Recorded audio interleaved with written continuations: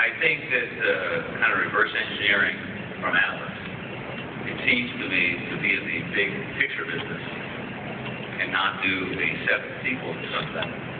That you need to come up with an idea that everybody knows, every generation, every language, and it has some deep-seated emotional connection to it.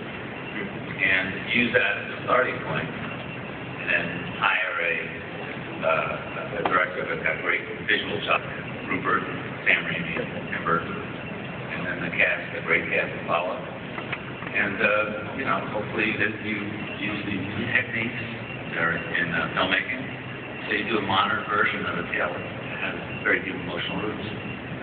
And Pollock, you were instrumental in bringing Rupert on board, and we're going to learn more about him in a second. But first, what was it about Rupert that made you know he was right for this?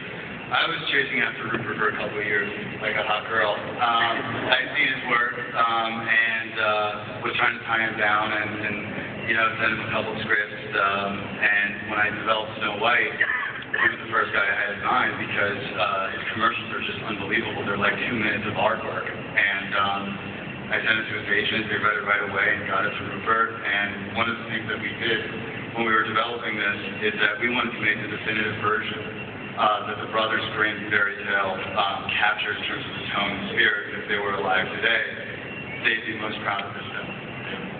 Now, as everyone in this room knows, there are actually 2 Snow White movies being made right now. I didn't know that. How would you say they are different from each other? Because they seem to be like they're quite different, even though they share the source. They are 2 very different projects.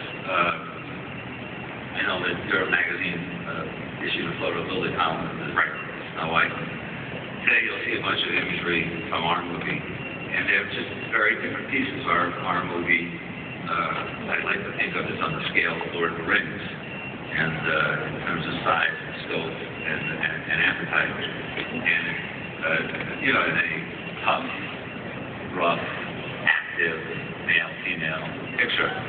Now I can't speak to the other movie, but from the images, it seems that it's a softer version.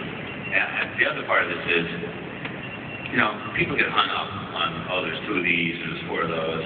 They don't remember that Tom Hanks, the 5th body-switching movie, when he did Big. And I was at Disney when we did Armageddon. And there was another movie that Paramount Dreamers had called Deep Impact. Now, these were the same movies in intent.